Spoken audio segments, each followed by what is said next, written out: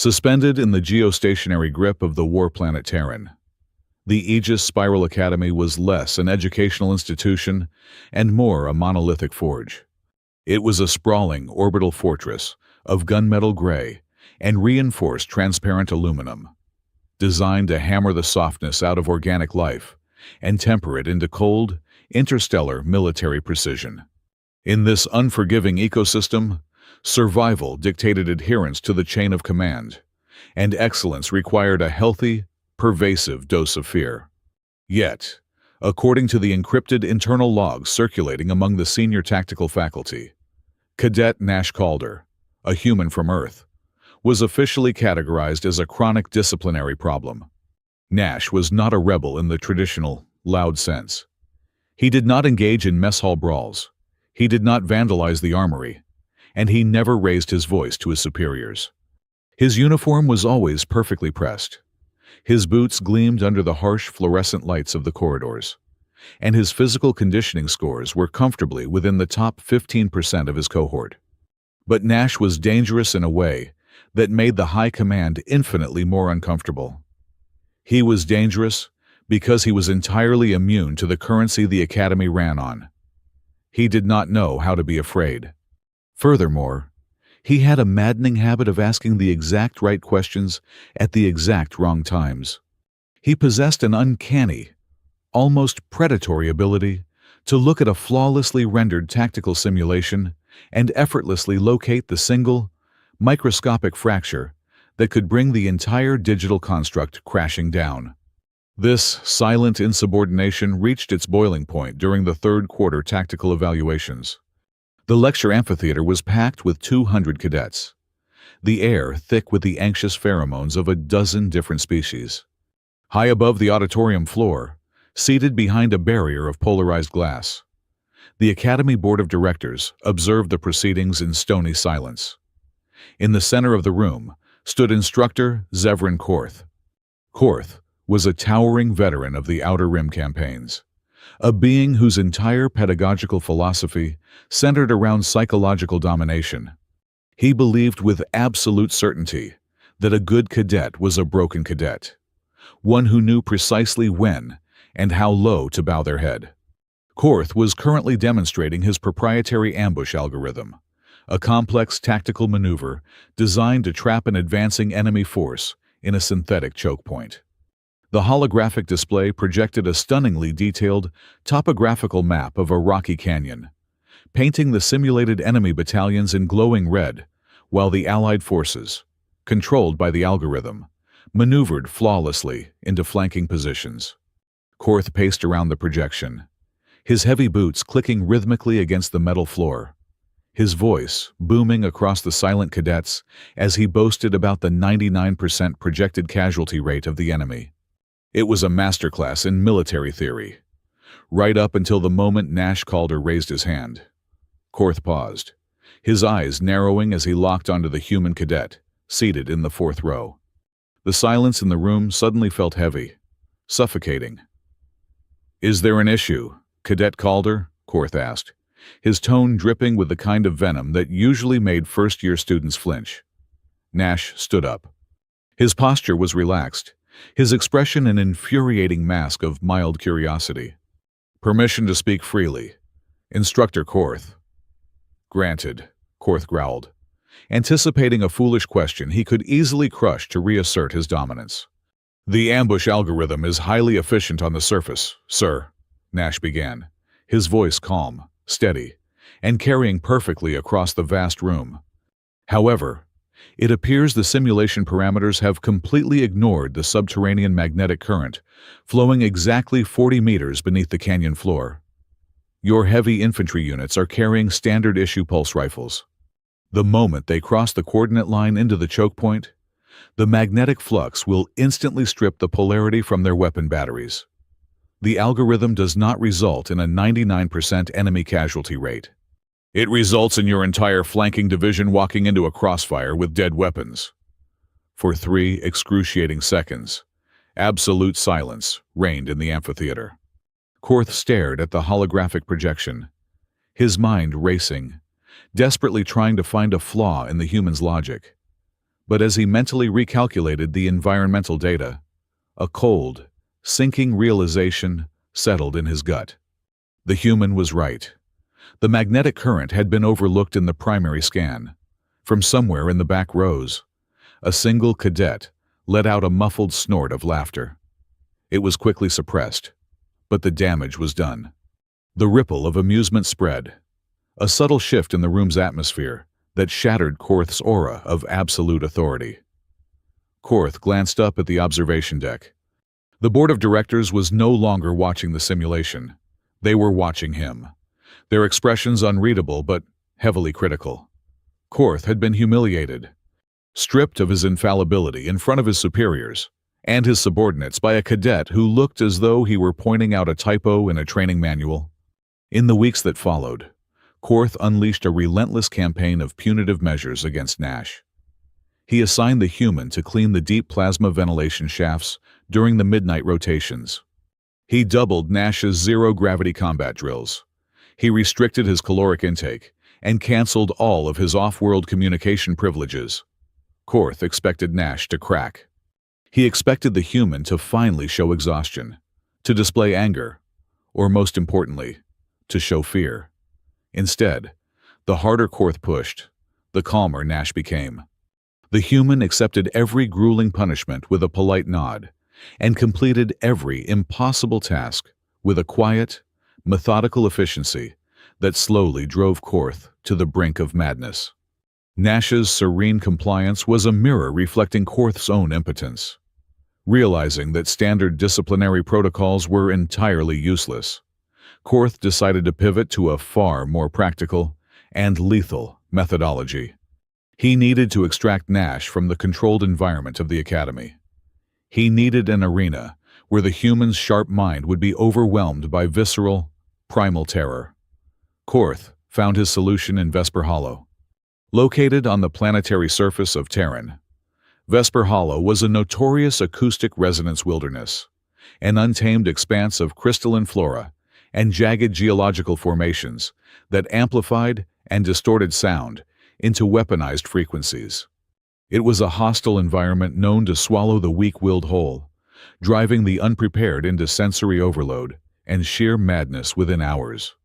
Korth drafted a specialized order, assigning Nash to a brutal 3-day tracking hunt deep within the heart of the Hollow.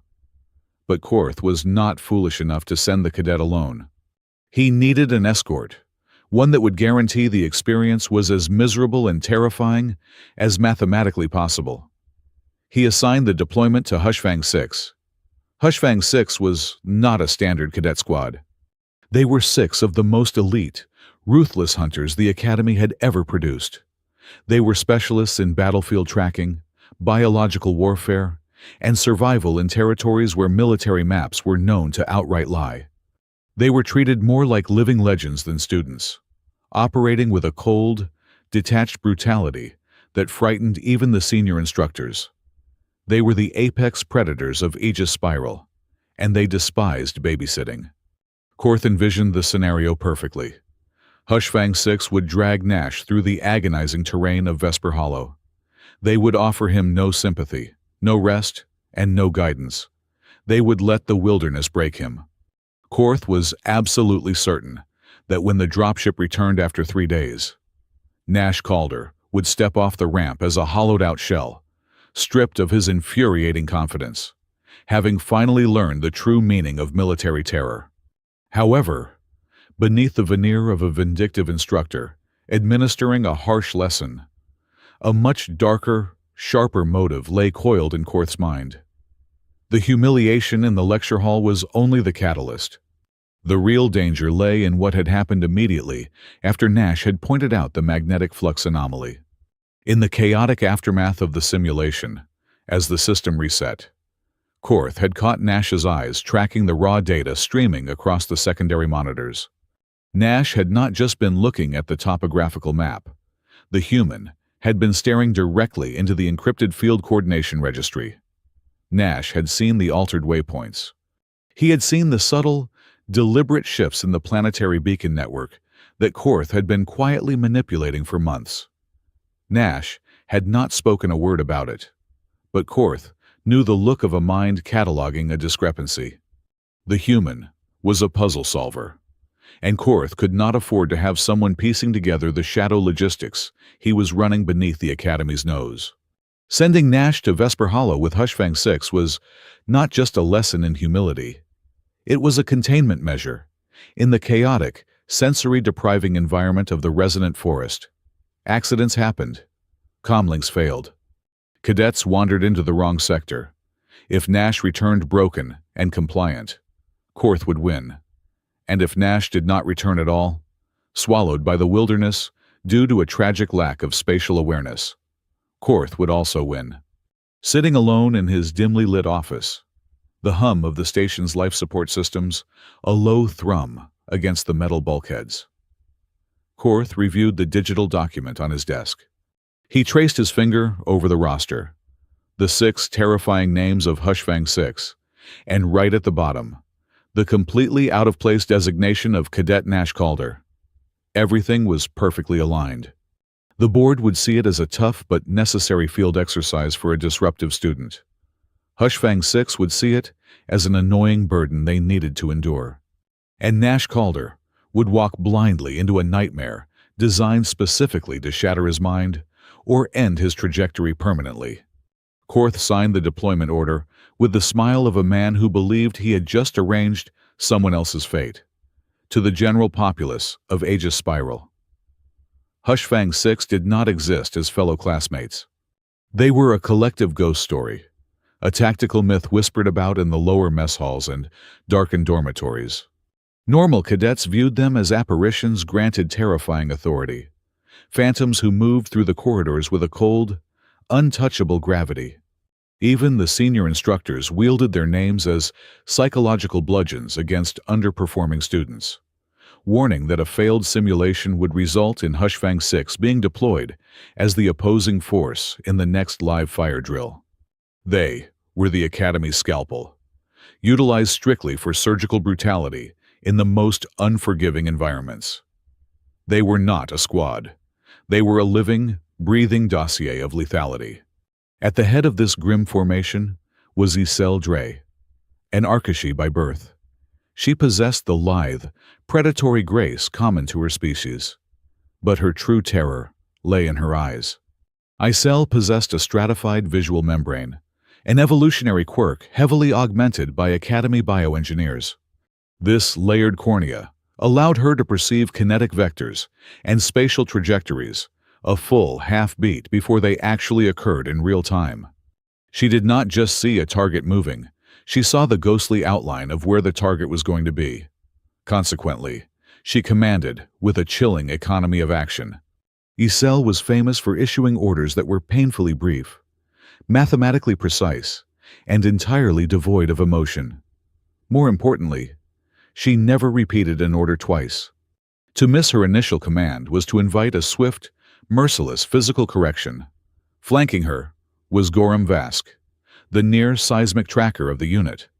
Gorham was built like a compressed tectonic plate, his physical mass seemingly too dense for his armor. He did not rely on visual cues, broken twigs, or disturbed foliage to track prey. Instead, he listened to the bones of a planet. By pressing his heavily calloused hands, or the side of his jaw to the soil, Gorham could read the minute vibrations traveling through the ground. He interpreted footsteps the way a scholar read ancient text, deciphering the weight, the gait, the species, and the level of panic of a target miles away just from the tremor of their heel striking the dirt. If Gorham was the anchor, Niv Hexa was the absence of one. Niv was the squad's infiltration specialist, a being who treated the laws of physics as polite suggestions.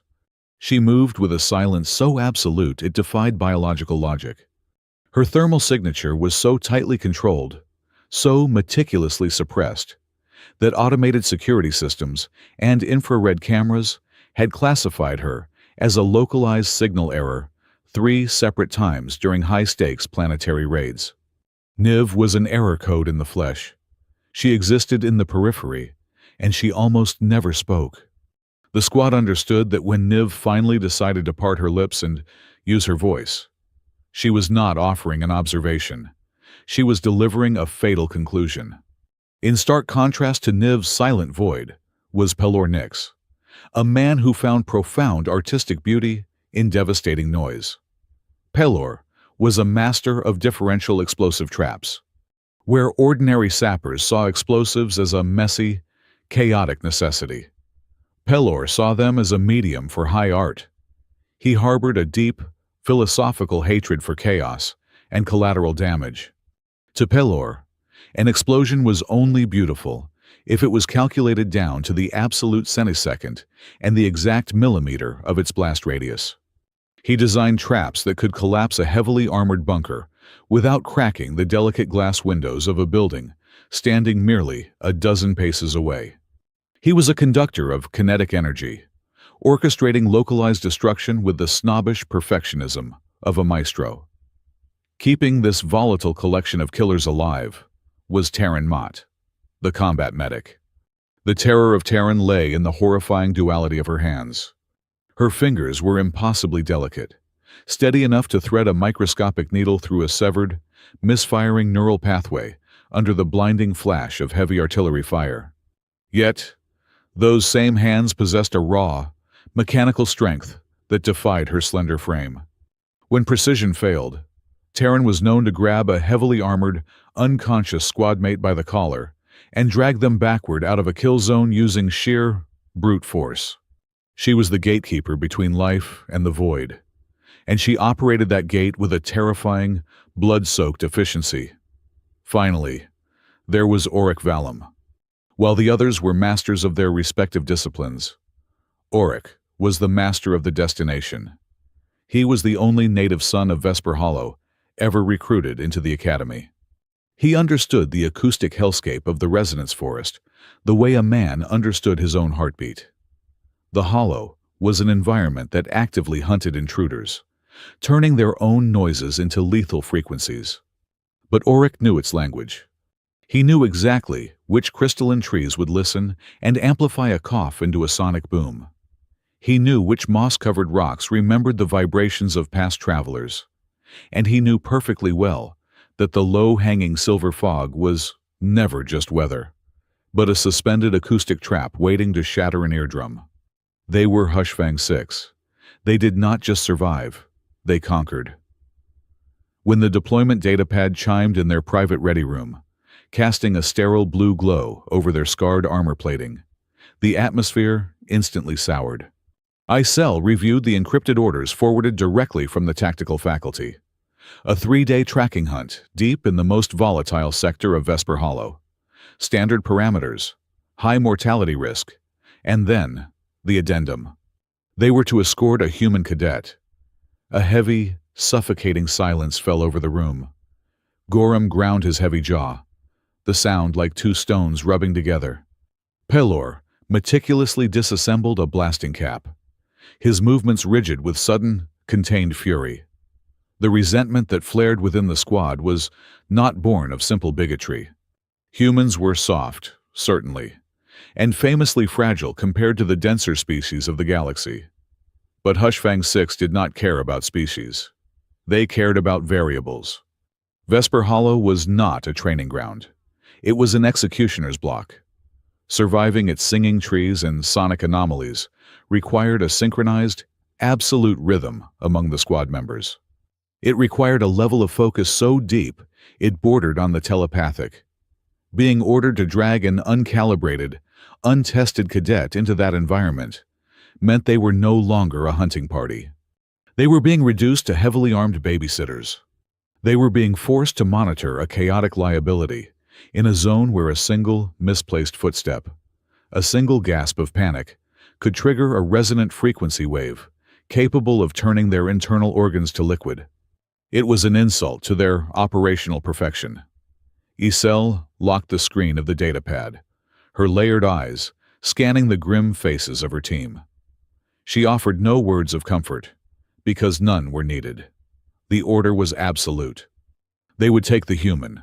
They would plunge into the auditory nightmare of the Hollow, and they would do whatever was mathematically necessary to return without failing the objective. As they stood to requisition their survival gear from the armory lockers, the harsh, angular lighting of the ready room cast long shadows across their forms. It was in these fleeting moments of movement, as they turned and reached for their reinforced environmental suits, that a highly classified anomaly revealed itself. Beneath the collars of their dark undersuits, positioned exactly at the base of the skull on the nape of their necks, every single member of Hushfang 6 bore the exact same mark. It was a pale, raised crescent of synthetic tissue, barely the size of a thumbprint, yet unmistakably uniform. It was not a battle scar, nor was it a tribal brand. It was the surgical entry point of a deep cortex neural implant. It was the signature of a compliance protocol the Academy vehemently denied existing. A dormant leash wired directly into their central nervous systems, capable of overriding their autonomy, suppressing their panic, or forcing absolute obedience to high command. They were the most terrifying predators in the Academy, an elite unit used to strike fear into the hearts of thousands. Yet, the identical scars hidden beneath their armor painted a far more sinister reality. The living legends of Aegis Spiral were, in truth, the most heavily chained hounds in the entire orbital fortress, and they were about to drag a stranger into the dark. The assault transport hit the deck with a heavy, metallic thud, its thrusters kicking up a localized storm of iridescent dust at the perimeter of the target zone. Beyond the landing ramp stretched a landscape that defied terrestrial logic.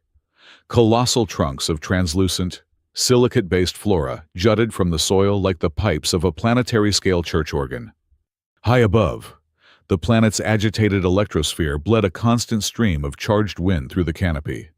Whenever a gust caught the fluted upper branches, the entire forest hummed, producing a sustained, bone-rattling vibration that tasted metallic on the tongue.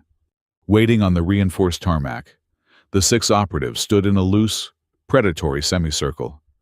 They were braced for the inevitable. Standard operating procedure for disciplinary escorts dictated that the assigned student would stumble down the ramp pale, hyperventilating, or desperately trying to mask their sheer panic with false bravado. The hydraulic locks disengaged. The ramp hissed open, slamming onto the crystalline dirt. Nash Calder strolled out. He did not hesitate. He did not clutch his standard-issue survival pack with white-knuckled terror.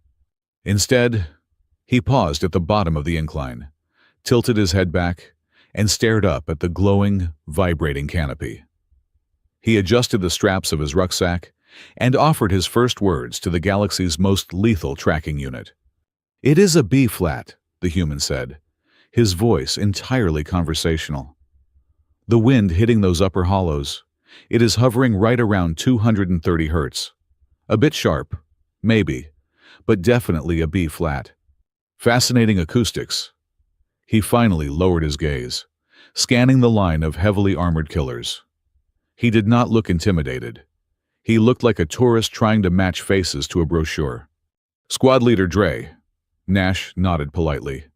He shifted his attention down the line. "Specialist Vask, Specialist Hexa, Specialist Nix, Medic Mott, and Guide Valum." A profound, uncomfortable stillness settled over the landing zone. They were used to being feared, not politely inventoried. "I read the mission manifest," Nash continued, completely oblivious, or completely apathetic, to the lethal tension radiating from the group.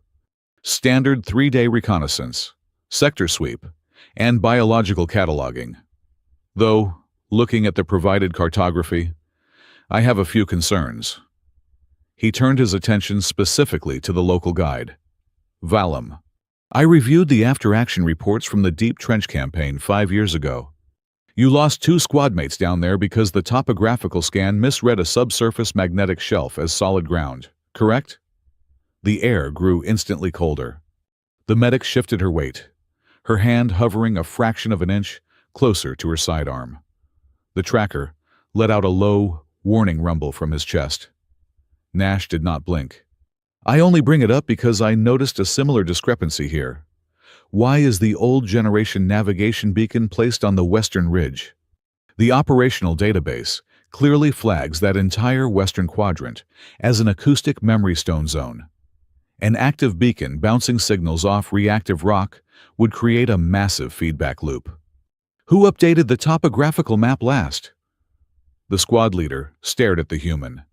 Her specialized vision did not detect a single micro-tremor of deceit or panic in the cadet's kinetic outline. He was not trying to provoke them.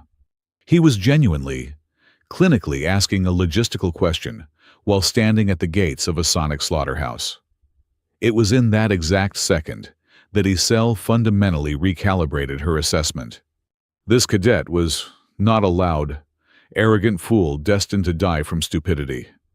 He was the type of person who looked at a chaotic, terrifying picture and only noticed the single pixel that was out of place. That made him incredibly unpredictable. That made him dangerous. "Fall in," Isel commanded, her voice a flat, deadpan whip crack. She offered zero answers. "We move." The trek into the resonant zone began. The terrain was agonizing. The ground was slick with a layer of fine, glass-like moss that crunched unpredictably underfoot, threatening to twist an ankle with every step. The gravity was a heavy, oppressive blanket. Gorham took the vanguard position, his heavy footfall setting a punishing, relentless pace. He kept his ears tuned backward, waiting for the inevitable symphony of complaints. Humans were notorious for their lack of endurance. He fully expected the cadet to start wheezing within the first 2 miles, to beg for a hydration break, or to loudly curse the sheer weight of his loaded rucksack. An hour passed, then 2. Gorham heard the heavy breathing of the human, steady and measured, but not a single word of complaint materialized. Annoyed by the silence, the tracker briefly halted the column at the base of a massive, spiraling glasswood tree to check a heading. Nash used the momentary pause not to collapse or catch his breath, but to crouch down. He dug his gloved fingers into the sharp soil and pulled a jagged, metallic shard free from the roots. He wiped the dirt off the casing, examining the exposed circuitry. "This is a proximity sensor fragment," Nash announced, holding the twisted metal up to the dim light filtering through the canopy. "Series 7, military grade. The serial number is filed off. This is a sealed, Grade A restricted field zone. The latest maintenance sweep was logged 6 months ago, but this fracture pattern is fresh. The alloy has not even begun to oxidize." "This should not be here." Pelor stepped forward, thoroughly irritated by the cadet's complete lack of proper situational dread. He decided to introduce a little tactile reality. Without warning, the explosives expert unclipped a complex, multi-stage trap calibration tool from his tactical webbing and hurled it directly at the cadet's face. It was a heavy, jagged piece of engineering, notoriously difficult to handle without slicing a finger open, let alone catch mid-air. Nash caught it squarely in his left hand. He did not flinch. He simply looked down at the device, rotated it 180 degrees so the primary locking sear was facing upward, and tossed it casually back. "You had the primary tension coil inverted," Nash said, his tone entirely helpful. "If you prime it like that, the kinetic feedback will blow the cap straight back into your face. The locking mechanism on these is practically identical to the safety latches we use on deep-sea rescue rigs back on Earth. You have to seat the pin before you twist." Pelor caught his tool, staring at it, then at the human, his jaw locked in silent, furious bewilderment. From her flanking position in the shadows, Niv finally turned her head. For the first time since the deployment began, she allowed her gaze to linger on the human for longer than 3 seconds. In her line of work, highly observant individuals fell strictly into one of 2 categories. They were either very soft prey who relied on their eyes because they lacked teeth, or they were a latent, catastrophic threat. She was rapidly crossing the cadet out of the first category. As the squad resumed their march, pushing deeper into a cluster of heavily reactive root bands that hummed like live wires, Auric dropped to the rear of the formation to observe the human's footwork. Normal cadets, even the physically gifted ones, stomped through the wilderness, their boots crashing indiscriminately against the environment. They triggered defensive acoustic blooms and aggravated the local flora with every clumsy stride. Auric watched Nash's boots. The human was not looking down. He was scanning the middle distance, his eyes tracking the ambient light shifts. Yet, his feet were landing in a bizarre, syncopated rhythm. He was unconsciously stepping on the dead patches of moss, pivoting his weight off the heel just a microsecond before his toe could strike a vibrating root. He was not just walking through the forest. He was finding the spaces between its lethal notes. He was navigating the acoustic hellscape, not like a soldier marching to war, but like a man casually stepping over puddles on his way to work. The first 12 hours of the patrol ground forward with an agonizing, methodical slowness. The deeper the squad pushed into the crystalline labyrinth, the more the environment resisted their intrusion. The air grew thick, heavy with the metallic tang of ionized ozone, and the ambient temperature dropped sharply. In this grueling stretch, the human cadet did not attempt to validate his presence with reckless acts of bravery. He did not volunteer for vanguard duty, nor did he offer unsolicited tactical advice. He committed an act far more unsettling to a unit of hardened, solitary professionals. He quietly, seamlessly became useful. It started with a minor misstep that could have easily escalated into a fatal compromise. Terran was navigating a particularly dense thicket of razor-edged silicate vines when her shoulder clipped a low-hanging branch. The impact was negligible, but the angle was catastrophic. The sharp crystal sheared a hairline fracture straight through the casing of her auxiliary respiratory filter. Immediately, a faint, high-pitched hiss of escaping pressurized oxygen cut through the damp air. In a toxic atmospheric pocket, a compromised filter was a death sentence measured in hours. Before the medic could even halt the formation or unclip her specialized bio-repair kit, Nash was standing beside her. He did not ask for permission. He simply reached into one of the countless unlabeled pouches on his tactical harness and withdrew a tube of industrial multi-purpose polysealant and a spare thermal battery cell. "Hold still," the human murmured, his voice entirely devoid of panic. He pressed the raw sealant into the microscopic crack, then cracked the casing of the thermal battery, exposing the superheated core. He carefully applied the intense, localized heat directly to the resin. The compound bubbled, fused with the cracked polymer of the filter, and cured into an airtight, hardened weld within 10 seconds. Nash wiped the excess soot away with his thumb, tapped the casing twice to test the structural integrity, and stepped back into the marching line without waiting for a word of acknowledgement. The seal was ugly, but it was absolutely perfect. 2 hours later, the squad encountered a sprawling ridge of dark, magnetic shale. Gorham held up a heavy, gauntleted fist, bringing the column to a dead stop. The massive tracker was glaring down at the wrist-mounted display of his seismic orientation rig.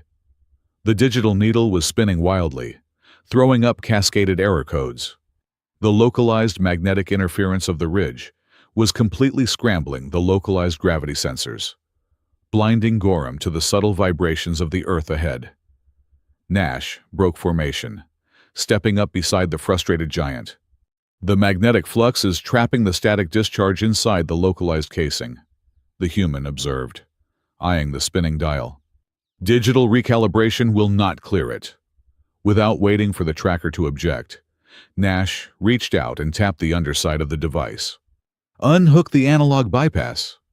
Gorham hesitated, his instinct screaming to swat the cadet away, but the sheer, mundane confidence in the human's posture made him pause. He disengaged the lock.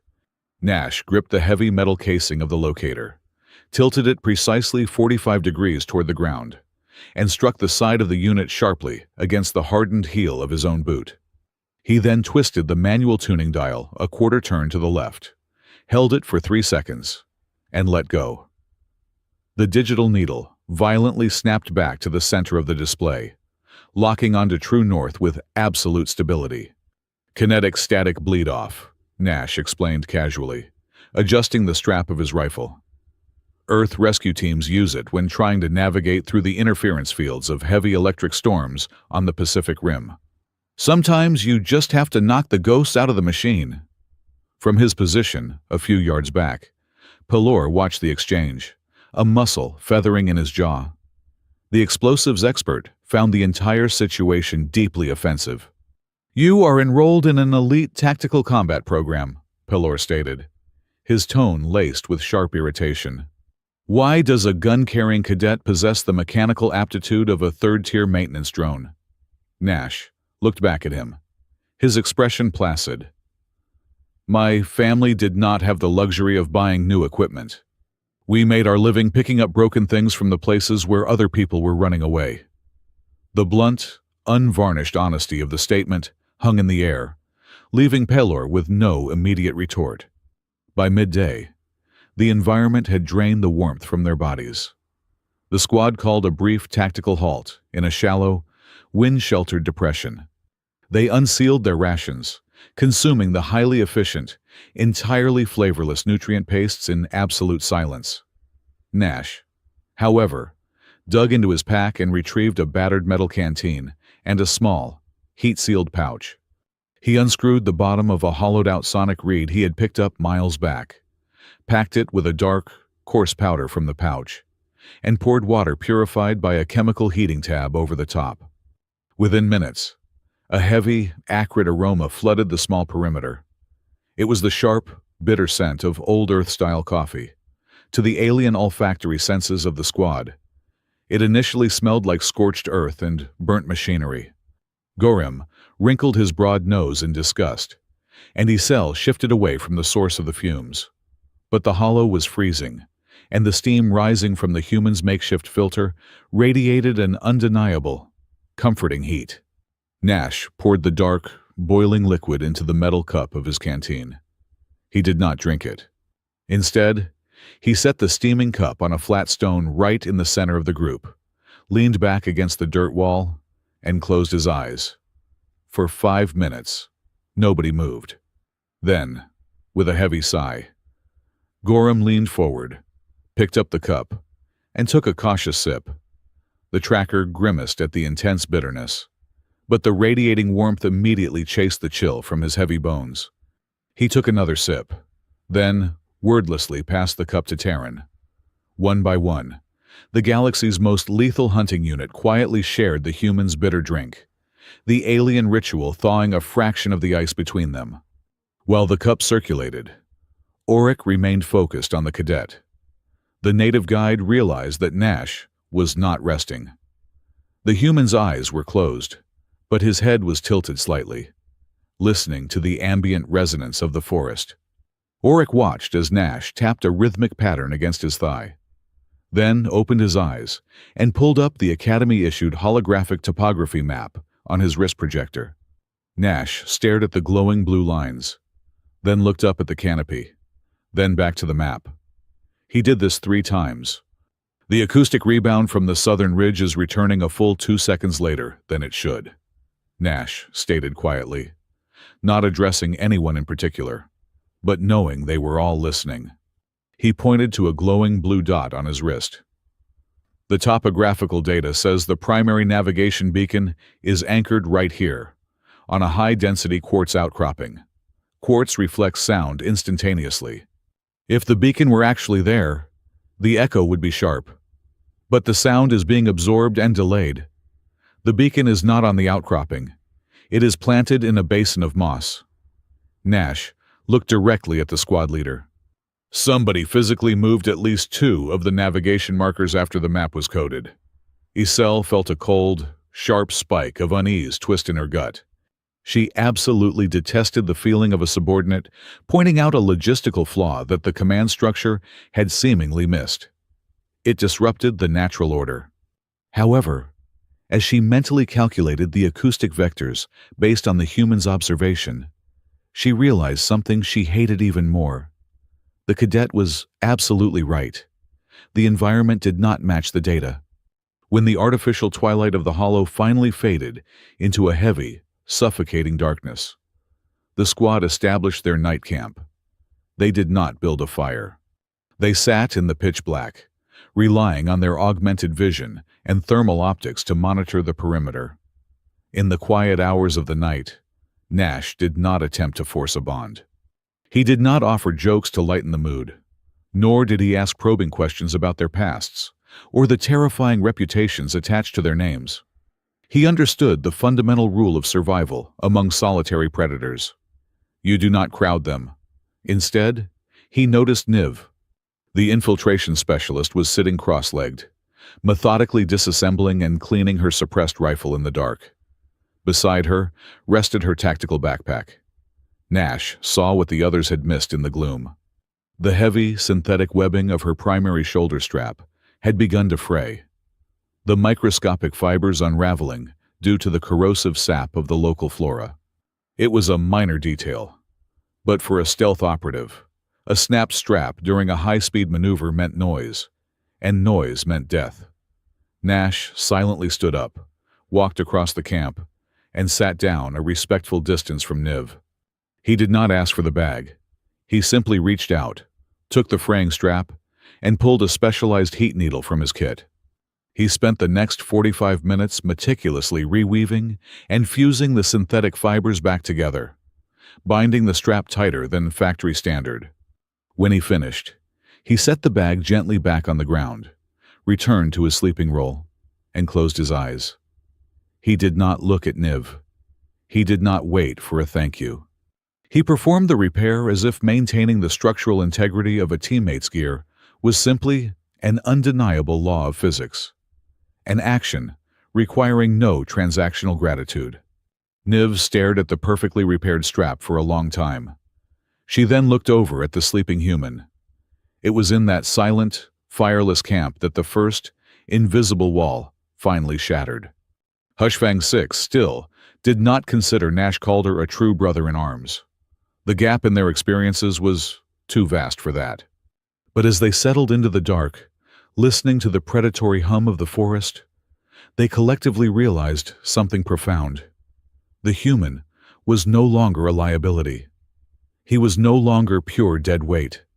He was a piece of the machine, quietly oiling the gears, and he belonged in the dark just as much as they did. The primary objective slated for day one was strictly observational. The target was a nesting pack of mirror lynx, a species that treated the laws of optics as a weapon. They were not brutes. They did not rely on overwhelming mass or bone-crushing jaw strength, nor did they charge blindly from the underbrush. A mirror lynx hunted along the very edge of the visible spectrum. Their coats were composed of millions of microscopic, prismatic fibers that perfectly mimicked their surroundings, allowing them to ride the ambient light of the resonance forest. They did not track the physical meat of their prey. They tracked the kinetic trajectory of a shadow, striking the reflection of movement before the target even realized they were in the kill zone. Approaching their nesting grounds required a terrifying level of discipline. Auric raised a closed fist, bringing the formation to a dead halt behind a jagged ridge of opaque quartz. He signaled strictly with his hands, his gestures sharp and emphatic. He warned the team that they were at the absolute perimeter. They were to record the biosignatures and fall back. In the immediate vicinity of a mirror lynx nest, a single erratic motion, a cough, or even a sudden shift in the angle of an armored shoulder pad could fracture the ambient light. To the pack, a sudden distortion in the light was not a mistake. It was perceived as a direct, territorial challenge. Palor crept forward on his knees. He moved with agonizing slowness, extracting a multi-spectrum recording spindle from his tactical webbing. He needed a clear line of sight to the sunken depression where the pack was resting. The air in the clearing was absolutely still, heavy with the metallic tang of the local atmosphere. Then, the planetary weather intervened. High above the clearing, a sudden, violent thermal updraft caught the crystalline canopy. The massive, glass-like branches ground against each other with a sound like tearing metal. Without warning, a massive pane of silicate wood snapped under the pressure. It did not fall, but the fracture shattered the structural integrity of the branch. The effect was instantaneous and catastrophic. A solid beam of the harsh sunlight punched through the newly formed crack in the canopy. It hit the jagged, broken edges of the crystal branch and instantly fractured into dozens of blinding, erratic laser strokes across the clearing. The static light of the forest floor erupted into a chaotic disco of false, darting shadows. The hyper-predatory response of the mirror lynx pack was triggered in a microsecond. The depression below boiled with sudden, liquid movement. 6 prismatic phantoms materialized from the brush, their bodies warping the fractured light around them. They instantly shifted from a state of dormant rest to an apex attack posture. They were surrounded by dozens of sudden, moving shadows, and their instinct dictated absolute eradication of the kinetic anomalies. Hushfang 6 reacted with flawless, terrifying synchronization. Ysel threw her left arm out, barking a harsh, singular command to collapse the perimeter. Gorham surged forward, dropping his immense shoulder to form a physical bulwark, ready to absorb the first kinetic impact. Terran unholstered her sidearm and primed her medical kit in the exact same motion, but the formation broke. Niv was caught completely out of position. The infiltration specialist had taken a wide, flanking vector to secure the blind spot. Under normal circumstances, her thermal suppression and absolute silence would have rendered her invisible. But the shattered light from the canopy had painted her into a lethal corner. 2 massive, highly polished trunks of resonance wood flanked her position. The fractured sunbeams bounced violently between the 2 trunks, creating a strobing crossfire of light directly over her. She was pinned in a kinetic dead zone. If she stayed perfectly still, the strobing light reflecting off her tactical harness would eventually draw the pack. If she moved, even to dive behind the safety of the armored tracker, the 2 mirrored trunks would instantly multiply her kinetic signature. She would look like 5 different targets bolting in 5 different directions. The mirror lynx would not miss. They were already circling the base of the ridge, their multifaceted eyes locking onto the fluctuating light trap holding the infiltrator. Niv froze, her hand hovering a fraction of an inch above her combat blade. She was calculating the angles of escape, and the math was returning a flat 0. Any dodge would only lock the predators onto her tighter. Nash did not draw his rifle. He did not unholster his blade. From his position behind the main defensive line, the human cadet's eyes darted rapidly between the cracked canopy, the strobing light trapping the infiltrator, and the advancing predators. He saw the geometry of the chaos. He recognized that the broken crystal above was swinging slightly in the wind, causing the light beams to pulse in a rhythmic, 3-beat cycle. He ripped the utility pouch off his left hip. His fingers bypassed the ammunition clips and the medical stims, grabbing a tight, vacuum-sealed bundle. He tore the seal with his teeth and ripped out 3 standard-issue, silver-backed thermal rescue blankets. Nash stepped out from behind the protective cover, exposing himself to the open clearing. He did not aim for the beasts. He aimed for the canopy. Using a harsh, whipping motion, Nash hurled the first silver blanket high into the air toward the eastern edge of the clearing. He immediately pivoted, throwing the second blanket toward the western ridge. He spun again, launching the third directly over the center of the depression. The thin, ultra-reflective mylar material unfurled mid-air, catching the fractured sunbeams. The result was an overwhelming, blinding cascade of raw photons. The 3 silver blankets acted like massive, chaotic mirrors, completely overpowering the subtle strobing effect trapping the infiltrator. For the mirror lynx, whose entire sensory apparatus was wired to hunt the brightest, most erratic kinetic shift, it was the visual equivalent of a flashbang grenade. The entire pack snapped their heads upward. Their predatory lock on the infiltrator was violently hijacked by the 3 massive, fluttering sheets of silver descending from the sky. They launched themselves off the ground, their bodies twisting in mid-air to strike the foil. The diversion bought exactly half a second of time. It was all the infiltration specialist needed. The moment the pack's kinetic lock broke, Niv vanished. She did not run. She seemed to simply dissolve into the background foliage, reappearing a heartbeat later, safely behind the thick armor plating of the tracker. Isel did not waste the window. She sharply chopped her hand backward. The squad executed a flawless tactical retreat, moving as a single, rapidly retreating shadow up the ridge.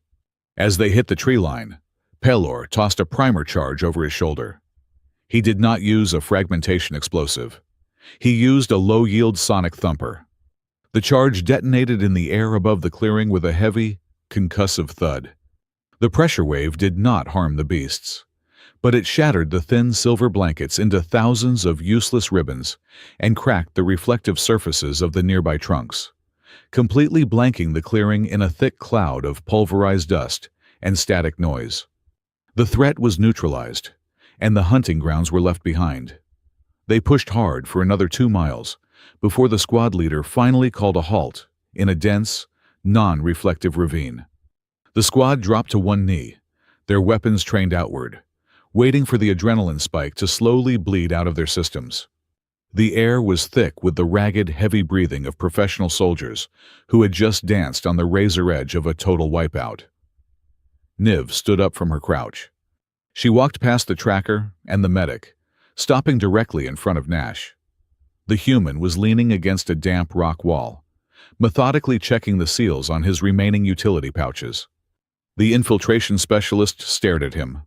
Her face was an unreadable mask, but the tension in her shoulders had shifted. She looked at his hands, then up to his eyes. She spoke her first personal sentence of the entire deployment. Her voice a quiet, raspy whisper that barely carried over the ambient hum of the ravine. "Did you calculate the refraction index before you threw those?" Nash stopped fiddling with his pouch. He looked up, meeting her gaze dead on. He did not try to sound heroic. He just offered the flat truth. "No," Nash replied, shaking his head slightly. "I have no idea what the math was.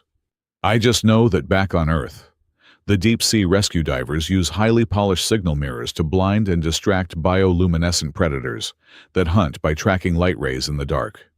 I figured an apex predator is still an apex predator, no matter what planet it lives on. If you overload the primary sensor, the brain has to reboot." Niv held his gaze for a long, silent moment. She absorbed the absolute lack of ego in his answer. He had not saved her to prove a point, and he had not relied on some arrogant assumption of his own tactical genius. He had simply used a piece of trash to solve a fatal equation. She gave a single, microscopic nod, turned around, and took her position on the perimeter watch. From that exact moment, the dynamic of the squad underwent an irreversible seismic shift. Niv, the ghost of the unit, the operative who inherently distrusted everything that cast a shadow, had just drawn a new line in the dirt. Hushfang 6 still had a long way to go, but the infiltration specialist had silently cast her vote. She now viewed the human cadet not as an escort package to be managed, but as a person entirely capable of standing shoulder to shoulder with them when the teeth finally came out in the dark. The atmospheric pressure within Vesper Hollow plummeted exactly 2 hours after the dim sun vanished behind the jagged horizon. A localized ion storm, a raging tempest of ungrounded static electricity and deafening thunder, swept violently across the crystalline canopy. The sudden, lethal shift in the weather forced the squad to abandon their patrol vector and seek immediate shelter. Auric guided them into a naturally occurring fissure near the base of a massive quartz wall. It was a resonant hollow, a geological acoustic trap, where the shape of the stone captured and folded sound over itself. The space was incredibly tight. 6 heavily armored killers and 1 human cadet were pressed shoulder to shoulder, their knees brushing in the suffocating darkness. In this confined quartz belly, every intake of breath sounded like a rushing gale, and the slight scrape of armor plating echoed like a falling anvil. The sheer intimacy of the acoustics created a surreal sensation, making the physical boundaries between them feel completely dissolved. It was as if they could hear the heavy, exhausted thrum of each other's thoughts bouncing off the damp walls. to conserve their limited air supply while the storm raged outside. The squad deactivated their environmental seals and retracted their heavy combat hoods. In the dim, sickly green glow of the emergency chemical lights, Nash finally saw them clearly, without the barrier of their tactical gear. Sitting directly across from Isel, flanked closely by Gorham and Pelor, the human found his eyes drawn inexorably to the exposed napes of their necks. There they were, 6 perfectly identical, raised crescent scars carved deeply into the base of their skulls. They were far too uniform, too surgically precise to be the chaotic remnants of battlefield shrapnel or the teeth of a predator. They were standardized installation marks. Terran intercepted his gaze. The medic did not attempt to pull up her heavy collar or avert her eyes in shame. In the amplified silence of the hollow, her voice was barely a breath, yet it resonated off the crystal walls with the agonizing clarity of a ringing bell. "They are called obedience halos," Terran stated flatly, stripping away the entire mythology of their squad in a handful of words. She leaned her head back against the cold stone, staring up at the jagged ceiling. High-density neural command rings, grafted directly onto the upper spinal column. The Academy utilizes them to completely bypass our autonomous nervous systems. The horrifying reality of their existence spilled out into the cramped space. They were not merely the elite, untouchable apex predators of the orbital fortress.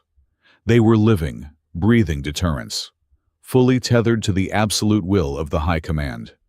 The instructors could wirelessly lock their combat reflexes, surgically suppress their natural will to live, or force their bodies to prioritize a suicidal objective over their own basic survival instincts. Their terrifying reputation was not just a product of their immense skill.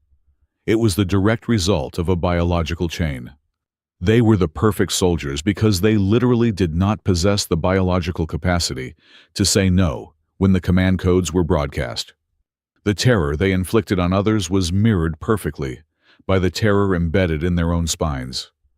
The revelation hung in the air, heavy and poisonous. The squad braced themselves for the inevitable human reaction. They expected wide-eyed horror, moral outrage, or worse, the cloying, suffocating stench of pity. To warriors who had nothing left but their lethal pride, pity was a corrosive acid. Nash simply looked down at the dirt floor. He reached out, picked up a loose pebble, and turned it over thoughtfully in his fingers. He did not offer a tragic sigh or a look of profound sorrow. "People in the core systems love to talk about legends," Nash said softly, his voice steady and entirely devoid of judgment. "They look at the operatives who survive the longest and assume they are blessed by the stars or touched by some divine combat grace. But history usually proves that the people who survive the longest are simply the ones who were tied up the prettiest." The tension in Gorham's massive shoulders visibly slacked. Isel let out a long, slow breath through her nose. The human cadet had looked directly at their deepest, most humiliating secret and recognized it for exactly what it was: a mechanical reality of their survival, not a fatal flaw in their character. By refusing to pity them, he had treated them as equals. That quiet understanding loosened the tight grip they held on their own histories. Auric traced a glowing vein of luminescent crystal in the rock beside his leg. The Academy wanted to clear-cut the entire southern hemisphere of Vesper Hollow for an orbital weapons testing facility. The native guide murmured into the dark. "I signed the neural contract and stayed in the uniform because as long as Hushfang 6 remains the most decorated squad on the active roster, they let me keep my home classified as a protected training zone. My life for the trees."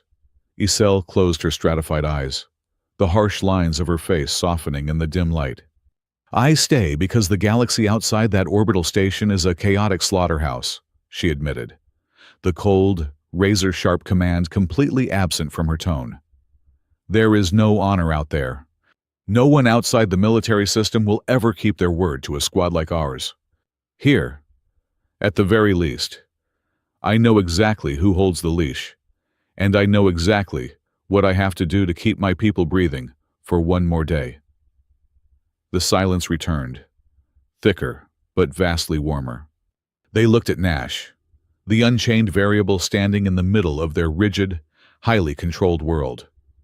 The human leaned his head against the cold stone, staring at the flickering chemlight. "I grew up on the rusted salvage rigs scattered across the Pacific Rim on Earth," Nash offered, his tone conversational, as if recalling a distant, fading memory.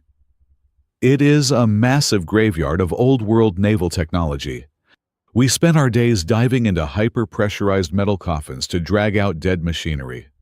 The pressure differentials down there could crush a man into jelly faster than his brain could even register the pain of dying."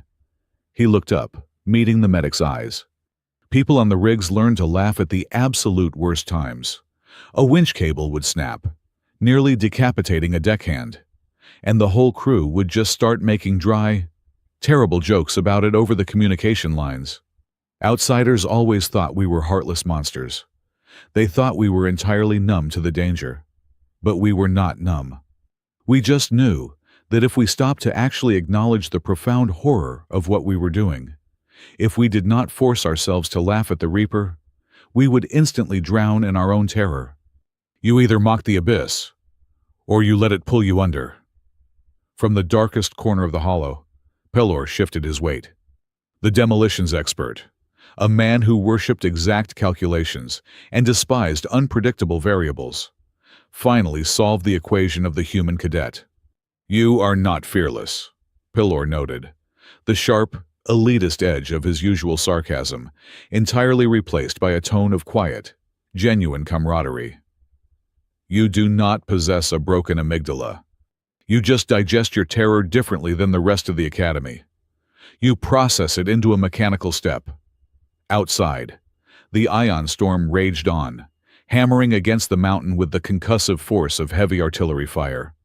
But inside the acoustic hollow, the hierarchy had permanently shifted. They were no longer guards and a prisoner, nor were they elite babysitters managing a fragile liability. They were 7 individuals trapped in the dark, bound tightly by the shared, unspoken understanding of what it took to survive the massive systems that actively tried to crush them. Isel reached into a concealed compartment in her heavy chest plate. She withdrew a specialized, heavily encrypted datapad. It was not the standard-issue topographical map provided by the Academy instructors. It was the squad's own internal cartography, a painstakingly detailed layout of Vesper Hollow, mapped by Auric over 5 years of blood and near misses. It showed the real safe zones, the hidden magnetic anomalies, and the actual hunting grounds of the local predators that the military map deliberately ignored. She did not say a single word. She simply extended her armored hand and pressed the glowing datapad firmly against Nash's chest. Nash looked down at the device, then up at the Arkashi squad leader. He took it, his fingers brushing briefly against the scarred metal of her gauntlet. For Hushfang 6, an elite unit that fundamentally trusted no one outside their immediate peripheral vision, handing over their true map was not a logistical decision. It was the ultimate, silent vow of acceptance. The pale, filtered sunlight of Day 2 struggled to pierce the dense, overlapping canopy of Vesper Hollow. According to the official Academy topography module, the squad was entering a designated low-stability zone, an area characterized by shifting tectonic plates and unpredictable flora. However, as they advanced in a staggered wedge formation, Auric abruptly raised a clenched fist. The native guide tilted his head, closing his eyes as he pressed the side of his face against the smooth trunk of a towering glasswood tree. He stayed there for a long time, his breathing shallow. When he finally opened his eyes, the look of profound unease on his face caused the rest of the squad to immediately tighten their grips on their weapons. The ambient acoustic bleed was wrong. The natural, chaotic hum of the forest, the chaotic symphony of wind shearing against crystal leaves and subterranean streams rushing over magnetic rock, was completely absent. Instead, the background noise was being systematically funneled. Auric explained in a low whisper that the sound waves were not dispersing naturally. They were being pulled, dragged toward a singular geographic point, deep in the valley like water, violently circling a hidden drain. It was an artificial acoustic gravity, and it was bending the entire environment around them. Nash crouched in the damp soil, shielding the screen of the classified datapad Isel had given him the previous night. He cross-referenced Oryx's auditory findings with the official beacon registry provided by the instructors. The human traced a finger along the glowing blue route. The waypoints were a lie. They were not forming a standard patrol route or a safe extraction corridor. The coordinates were subtly angled, deliberately shifting their trajectory degree by degree. The beacons were breadcrumbs, creating a flawless, invisible funnel that was guiding Hushfang 6 directly toward the perimeter of Hollow Chasm Number 9. Chasm Number 9 was not a training ground. It was an obsolete, permanently sealed biological quarantine sector. Decades ago, the military had utilized its unique, inescapable topography to warehouse and test highly unstable, weaponized fauna.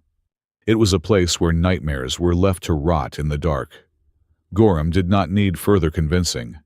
The massive tracker dropped to his knees, his heavy hands tearing into the thick, toxic moss at the base of a nearby marker.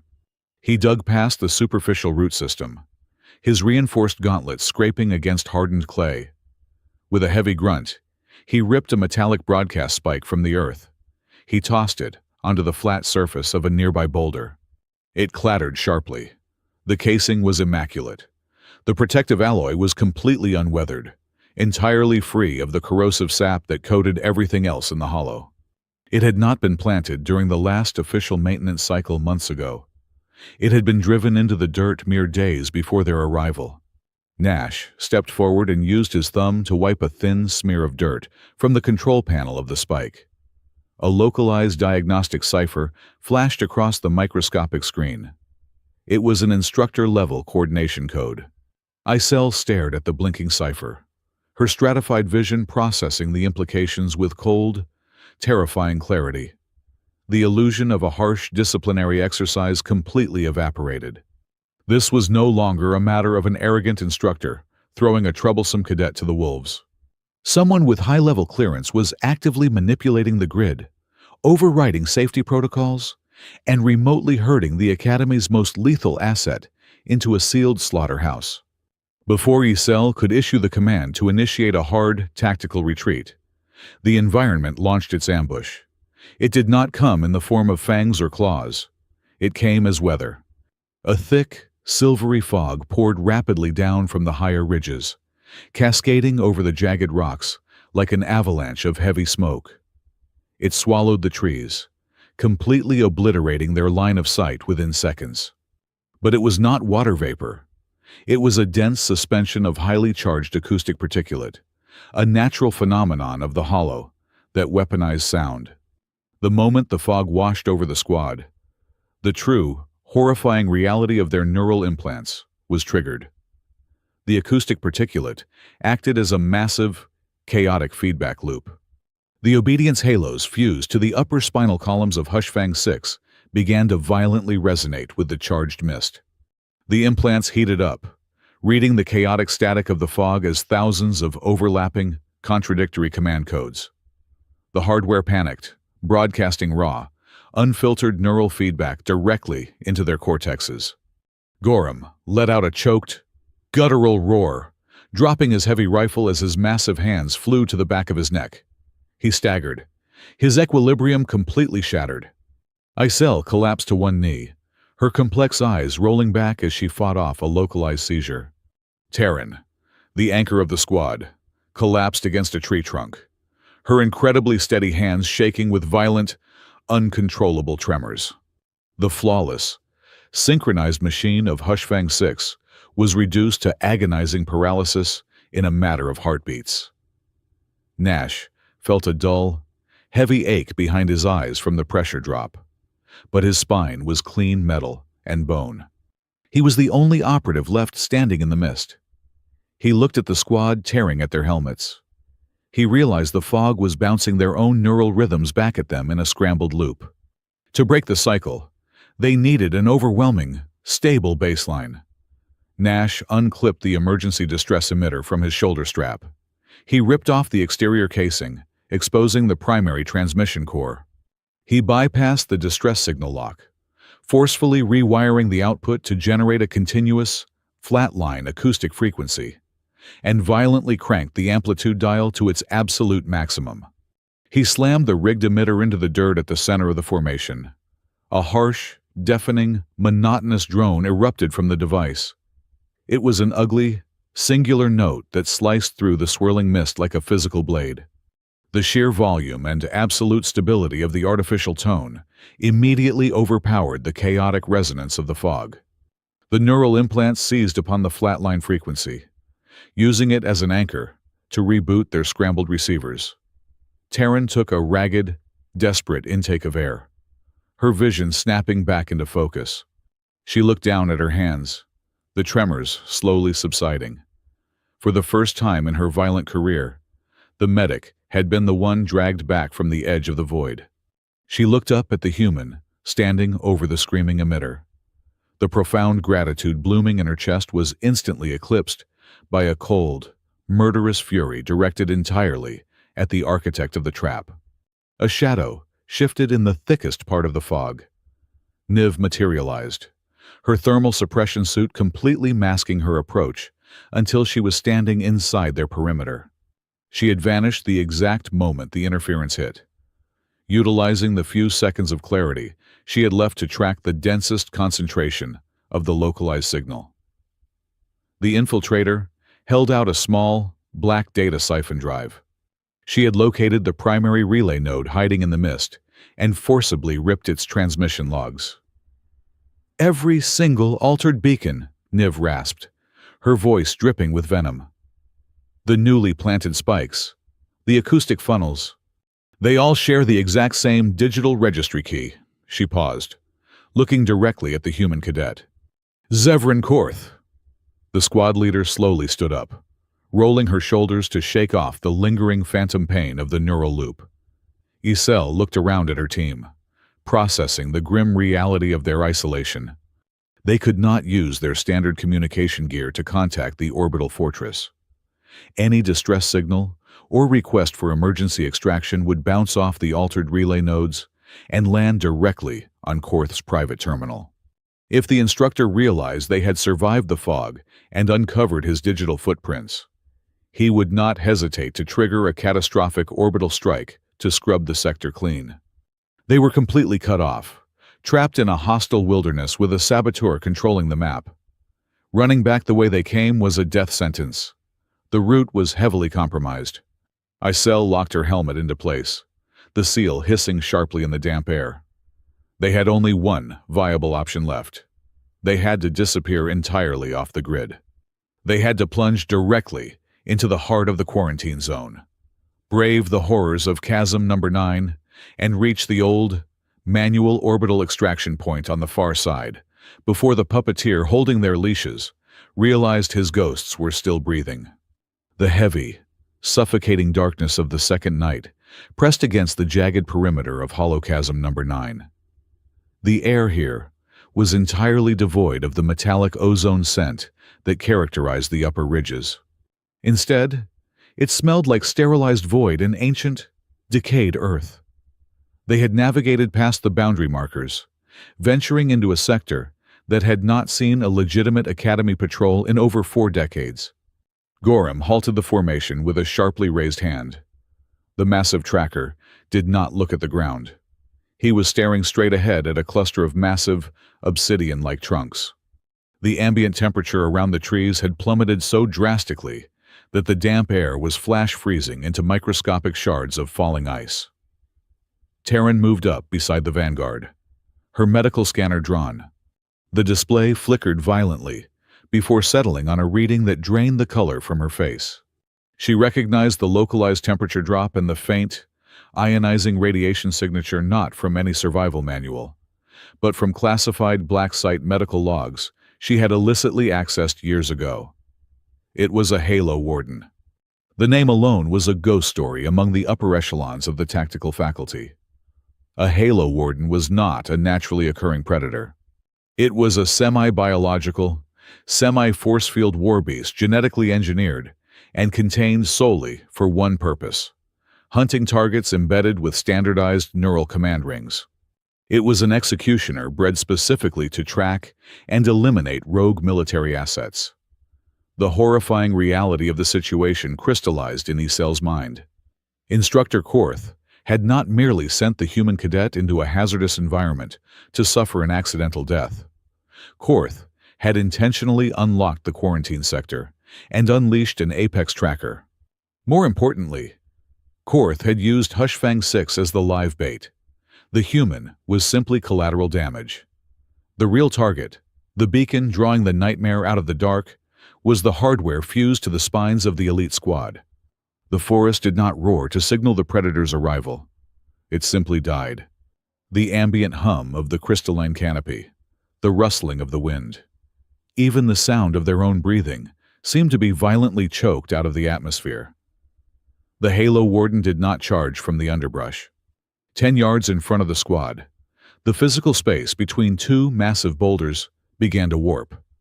The light bent inward, creating a sickening, nauseating visual distortion, as if the very air was sagging under immense weight. From that collapsed pocket of reality, the entity stepped out. It possessed no discernible face, only a shifting, geometric mass of dark energy housed within a skeletal structure of hardened, bioluminescent silicate. It moved with a terrifying, frictionless glide. Instantly, the raised scars on the napes of Isel and Gorham flared with a searing, white-hot agony. The Halo Warden had locked onto their specific neural frequencies. Every combat instinct, every adrenaline-fueled impulse that surged through the squad's nervous systems was immediately broadcast to the entity. Isel drew her plasma blade, her layered vision calculating a strike vector. But the beast was already shifting out of the projected path before her muscles even twitched. It was reading their intentions through the active link of their obedience implants. If they fought back, using their honed instincts, they were merely handing the executioner a detailed script of their own deaths. Nash watched the kinetic horror unfolding from the center of the defensive ring. He saw the squad freezing, paralyzed not by fear, but by the tactical realization that their own bodies were betraying them. He connected the isolated fragments of data, the creature's origin, its hunting methodology, and the active signals emitting from the squad's spines. If the entity hunted strictly by following a standardized neural pattern, they could weaponize that absolute focus. They could turn the singular beacon into a blinding maze. "It is reading the hardware," Nash stated, his voice incredibly calm in the vacuum of the clearing. "We need to flood the zone with ghost signals." Without waiting for an order, Nash dropped to one knee and ripped open his primary utility pack. He pulled out the modified distress emitter he had used to break the fog loop earlier that day. He turned to the explosives expert. "Give me 3 localized frequency traps. Strip the detonators. Keep the broadcasters." Pelor did not hesitate. The maestro of destruction handed over the metallic discs. Nash grabbed Gorham's heavy seismic sensor and Oryx's pouch of acoustic memory stones. His hands moved with blinding mechanical efficiency. He daisy-chained the devices together, using exposed copper wiring, linking the modified distress emitter to the frequency traps, and using the memory stones as localized amplifiers. He was rapidly constructing a crude, decentralized network of artificial neural broadcasters. He was building a decoy herd. "I am going to scatter these across a 50-yard spread," Nash said, securing the heavy bundle of rigged devices against his chest. "You have to hold its attention precisely until the last node is planted. Do not attack. Just evade." It was a suicide run. The human was proposing to sprint directly through the active hunting zone of an entity that existed slightly outside normal physical boundaries. Yet, Nash's expression remained an infuriating mask of mild concentration, as if he were simply calculating the necessary torque to loosen a rusted bolt. The sheer, clinical detachment of his demeanor sent a sharp chill down Isel's spine. Nash bolted from the cover of the rocks. The moment he broke the perimeter, Isel and Gorham surged in the opposite direction, intentionally flaring their combat reflexes to spike their neural output.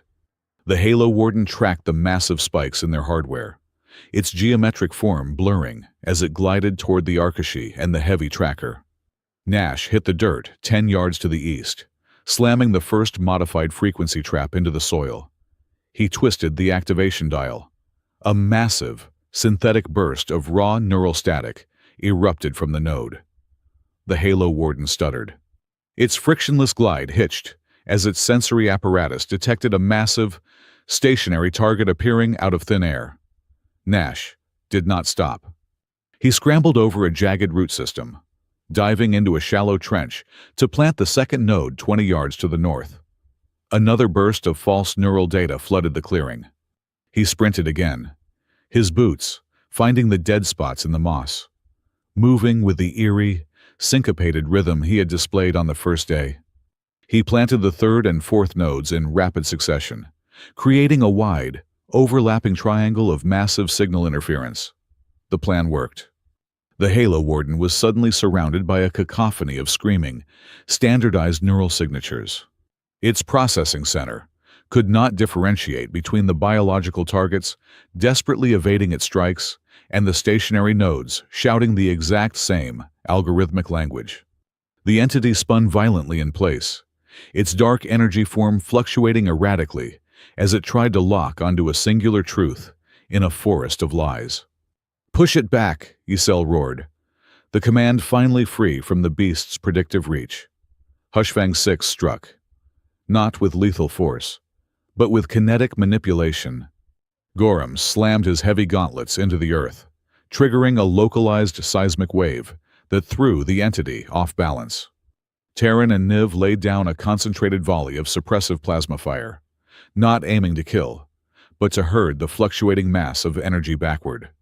They drove the disoriented beast directly toward the steep, impenetrable rock wall of the chasm. Pelor was waiting at the edge of the perimeter. As the Halo Warden's form struck the solid quartz wall, the explosives expert manually triggered his heavy sonic thumper trap, buried precisely 3 inches below the surface. The resulting concussive blast did not produce a fiery explosion. It generated a focused, localized vacuum wave that violently destabilized the air pressure surrounding the entity. The sheer kinetic shock wave temporarily collapsed the entity's force field matrix, pinning it against the stone wall in a state of suspended, chaotic disruption. "Move," Isel commanded. The squad did not look back. They sprinted in perfect unison, grabbing Nash by the harness and dragging him along as they surged up the hidden extraction route mapped out by the native guide. They pushed their bodies to the absolute limit of physical endurance, ascending the steep ridge toward the automated auxiliary rescue dropship, waiting silently on the upper plateau. They broke through the tree line, lungs burning, the taste of blood in their mouths. The dropship sat bathed in the pale moonlight, its automated systems humming softly. They boarded in a chaotic rush, Isel slamming her fist onto the emergency launch override before the ramp even fully sealed. The thrusters ignited, ripping the vessel away from the nightmare of Vesper Hollow and burning a hard, fast trajectory straight toward the orbital fortress of Aegis Spiral. They slumped into the crash webbing, completely exhausted, wrapped in the heavy, silent adrenaline of survival. But below them, in the seconds before the sonic trap fully dissipated and released the pinned entity, the Halo Warden had executed a final, desperate automated defense protocol. Its bioluminescent silicate structure had fractured, expelling a high-velocity cloud of microscopic, near-invisible crystalline dust. The dust did not drift aimlessly. It possessed a crude, magnetic attraction to the specific neural frequency emitted by the squad. The cloud had shot upward through the canopy, catching the powerful downdraft of the escaping auxiliary dropship. As the vessel tore through the upper atmosphere, breaking orbit, a thick, shimmering layer of that dark, purple-tinged crystal dust remained firmly attached to the exterior joints of the rear landing gear. The microscopic particles hummed very faintly, maintaining a dormant, tethered connection to the spines of the operatives inside the hull. Hushfang 6 and the human cadet sat in the dim light of the cabin, believing the hunt was over. None of them realized they were dragging the deadliest predator in the sector directly back through the heavily fortified gates of their own academy. The ascent through the upper atmospheric layers of the planetary war zone was brutal, but inside the auxiliary dropship, a profound, heavy quiet had taken hold. It was not the tense, suffocating silence of an impending execution, nor was it the uneasy quiet of strangers forced into a metal box. It was the exhausted, synchronized stillness of a single working mechanism that had finally aligned its gears. Nash Calder was no longer sitting awkwardly by the loading ramp. He was situated squarely in the center of the troop bay, wedged comfortably between the massive shoulder plating of the tracker and the medical officer's primary trauma kit. No one had told him to move. The physical space had simply opened up for him, an organic reordering of the squad's internal gravity. They had escaped the resonance trap. Stowed safely in a shielded compartment of the infiltrator's harness was the data siphon drive, loaded with the manipulated beacon telemetry and the digital signature fragment bearing the direct authorization codes of their instructor. They held the absolute proof that the training deployment was a calculated assassination attempt, masquerading as a catastrophic accident.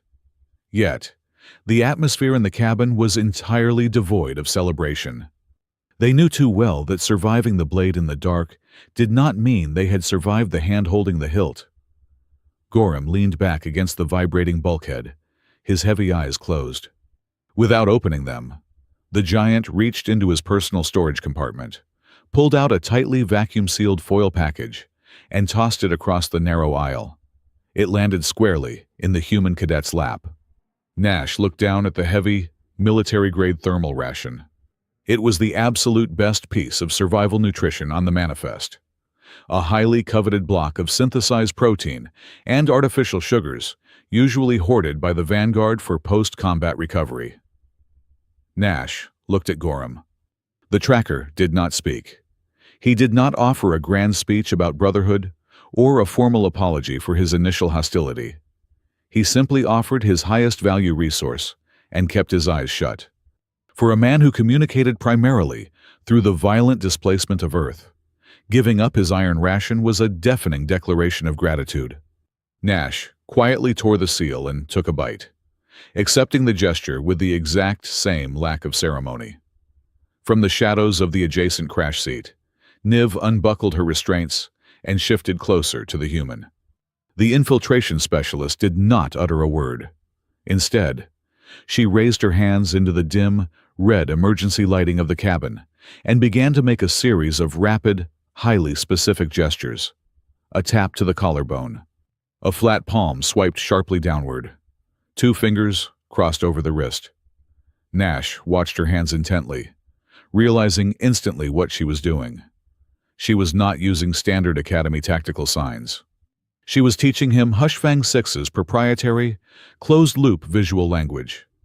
It was the covert system they utilized when their neural command rings were externally locked or when they were forcibly silenced by their handlers. By actively bringing a human cadet into this deeply classified communication web, Niv was stripping away the final layer of separation. She was trusting him with the keys to their invisible rebellion, operating purely on the raw, undeniable survival instinct that told her this human was one of them now. Nash mirrored her gestures flawlessly, committing the entire lexicon to memory within 20 minutes. At the front of the cabin, Isel stood up, bracing herself against the heavy turbulence of atmospheric re-entry. The squad leader's stratified eyes swept over her team. Her expression, a mask of cold, calculating granite. "We do not initiate the strike when the ramp drops," Isel ordered, her voice cutting cleanly through the engine roar. "Instructor Korth controls the narrative on that station. He commands the security feeds. He manages the deployment logs, and he holds the primary access keys to our neural hardware. If we walk off this transport holding up a data drive and screaming about a conspiracy, he will instantly lock our spines, declare us compromised by the auditory hallucinations of the hollow, and have the evidence confiscated and scrubbed before we even reach a holding cell. She looked directly at Nash. He wants a tragedy. He wants a story about a reckless human cadet who dragged an elite squad into a localized hazard zone. We are going to let him tell his story. We let him build his entire false construct right up until the exact moment he cannot take the words back. We wait for the public tribunal. The logic was undeniable, yet it required a terrifying level of restraint. They had to walk directly back into the cage of the man who had just tried to slaughter them and pretend they did not know who held the butcher's knife. When the dropship finally breached the energy shields of the Aegis Spiral Academy and touched down roughly on the polished permacrete of the secondary hangar bay, the reception was chillingly organized. There were no emergency medical teams waiting with stretchers. There were no debriefing officers looking for field reports. Instead, a heavily armed cordon of the Academy's internal security force surrounded the landing pad. Standing directly behind the phalanx of guards, looking immaculately dressed and entirely unbothered, was Instructor Zevran Korth. Korth did not possess the frantic, sweating demeanor of a conspirator whose trap had failed. He stood with the relaxed, arrogant posture of a man who had simply moved on to his backup plan. He had clearly spent the last 48 hours laying the bureaucratic groundwork for a massive, public disciplinary hearing. The survival of the squad was a minor inconvenience, easily spun into a narrative of their elite resilience, overcoming the catastrophic, insubordinate tampering of a rogue human student. As the loading ramp descended, Nash felt the immediate shift in the atmospheric tension. The cold, sterile air of the orbital fortress rushed in, carrying the scent of floor wax and ozone. The squad marched down the ramp in a tight, disciplined formation. Before they even reached the bottom, the security cordon closed in. "Isolate the cadet," Korth commanded lazily, not even bothering to raise his voice. "Standard quarantine protocol pending a full board of directors inquiry regarding gross field negligence and equipment sabotage." Two heavily armored guards stepped forward, physically driving a wedge between Nash and the rest of Hushfang 6. Isel's jaw tightened, and Gorham's hands balled into massive fists. But a single, sharp look from the squad leader kept them anchored. They had a strategy. A violent outburst now would only validate Korth's fabricated narrative. As the guards roughly grabbed Nash's shoulders to steer him toward the detention block, the human dragged his boots slightly, forcing a momentary pause. He looked down at the heavy, hydraulic landing gear of the dropship they had just vacated. Clinging to the oily metal of the rear strut was a smear of dark, purple-tinged dust. It was incredibly faint, almost invisible under the harsh white lights of the hangar bay. But Nash noticed something horrifying. The dust was vibrating. It was emitting a microscopic, rhythmic hum that synchronized perfectly with the barely audible, high-frequency whine of the obedience halos fused to the spines of Hushfang 6, standing 10 feet away. Nash opened his mouth to shout a warning, to point out the anomaly clinging to the hull. But a guard shoved him hard between the shoulder blades, snapping his head forward. "Keep moving! 0!" the guard barked, shoving him toward the blast doors. Korth watched the human being dragged away, a faint, utterly victorious smirk playing on his lips. He surveyed the remaining members of the hunting unit, seeing nothing but their usual stoic, impenetrable silence. Korth felt completely secure. He possessed the highest system overrides. He had a flawless reputation backed by decades of service, and he had successfully isolated the single variable that threatened his hidden logistics. The human would be expelled, perhaps even imprisoned in a deep space penal colony, and the secret of the hollow would remain buried. The heavy blast doors of the hangar hissed shut, sealing the dropship inside the dimly lit maintenance bay. The mechanics would not arrive to service the vessel for another 12 hours. The massive room was entirely silent, save for the cooling cycle of the plasma thrusters. Down on the ground, clinging to the cold metal of the landing strut, the purple-tinged dust stopped vibrating. Slowly, defying every known law of physics and localized gravity. The microscopic crystalline particles began to move. They detached from the grease and oil, sliding up the metal leg like a swarm of metallic ants. They gathered at the apex of the landing gear, pulling themselves together, compacting and fusing in the silence. Particle by particle, the dust began to construct a geometric shape. It was forming a thin, jagged, bioluminescent ring, emitting a dark, consuming energy that drank the ambient light around it. It was a crown, woven from the nightmare of the wilderness, and it had followed the scent of its prey perfectly into the heart of the fortress. The grand amphitheater of Aegis Spiral was packed to absolute capacity. Over 500 cadets, the entire senior tactical faculty, and the formidable board of directors sat in the tiered, semicircular seating under the harsh glare of the central spotlights. The air was incredibly stiff, filled with the collective, held breath of an audience anticipating an execution. Standing at the center podium, instructor Zevran Korth was a masterclass in composed authority. He spoke with a smooth, perfectly modulated cadence, painting a vivid, entirely fabricated picture of the deployment. He described Nash as a reckless, ego-driven liability who had panicked in the hazardous environment of the wilderness, severely compromised the mission parameters, and dragged the Academy's most elite unit into a cascade of nearly fatal errors. Korth turned his piercing gaze toward the witness stand, where Isel Dre stood in rigid, disciplined silence. "Squad Leader Dre," Korth prompted, his voice echoing off the vaulted acoustic ceiling. "For the official record, I need you to confirm that the human cadet engaged in unauthorized, catastrophic tampering with your navigation equipment, leading your unit directly into a restricted hazard zone." Isel looked at Korth. She then looked up at the board of directors. The heavy silence stretched, tightening like a physical wire across the room. She opened her mouth to deliver her answer. She never got the chance. A deafening, catastrophic shockwave violently shattered the reinforced blast doors at the rear of the amphitheater. The massive metal slabs were ripped from their hydraulic hinges, tearing through the air and smashing into the upper viewing decks.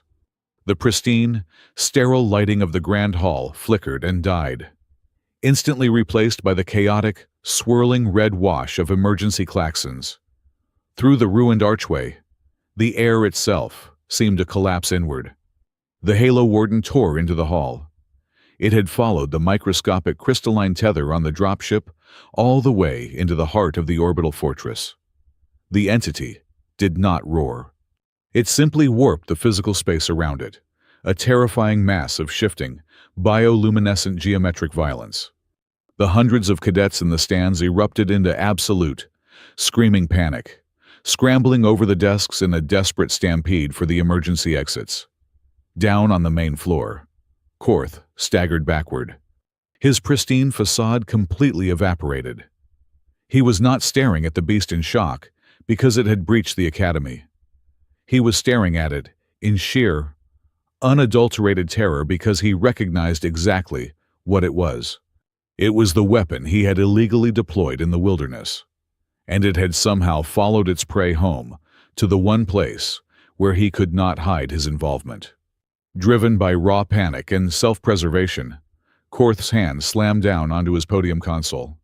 He bypassed the safety protocols and hammered the master override key. If Hushfang 6 died fighting the beast right here, they would become the perfect, tragic martyrs. Korth could spin the narrative that the entity was an unpredictable anomaly, and the squad had bravely sacrificed themselves to stop it. He needed them silenced permanently. He transmitted the absolute lockdown signal directly into their spinal implants. Across the amphitheater floor, the 6 elite operatives seized violently. Their muscles locked into rigid, agonizing paralysis as the neural hardware hijacked their central nervous systems, pinning them entirely in place while the Halo Warden glided rapidly toward them, drawn by the sudden, massive spike in their hardware frequencies. But Nash had anticipated the cage. From his holding position at the edge of the floor, the human did not panic.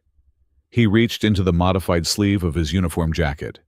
During the tense flight back, using the visual language the infiltrator had taught him, he had mentally mapped the exact disruption rhythm of their neural rings. He gripped the small, rigged feedback loop he had salvaged from the distress emitter. Nash watched the beast closing the distance. He watched his squad freezing. He keyed the activator, violently tapping his thumb against the manual transmission switch in the exact, jagged syncopation Niv had shown him. The invisible, localized pulse hit Hushfang 6. It was not a clean override, but a raw, disruptive static shock that briefly severed Korth's continuous lockdown signal. Gorham roared as the paralysis shattered. The massive tracker did not wait for an order.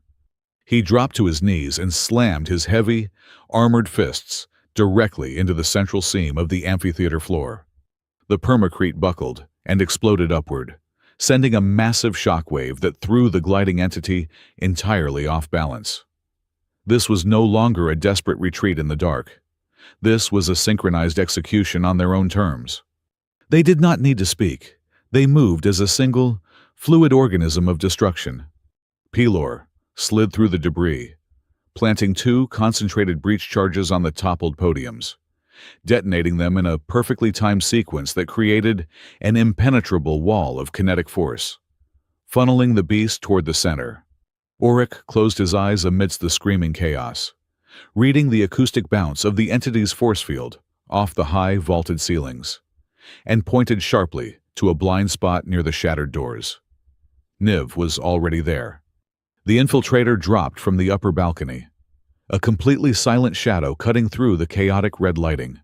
She drove a high-voltage disruption baton straight into the beast's shifting flank, destabilizing its kinetic matrix for exactly 2 seconds.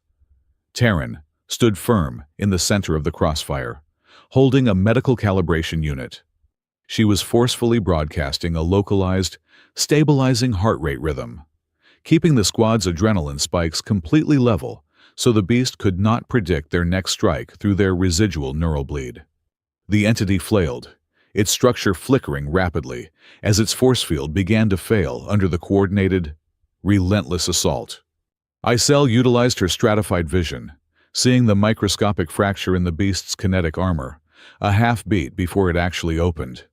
She launched herself off a ruined desk, igniting her plasma blade, and drove the superheated weapon precisely through the core of the biological framework.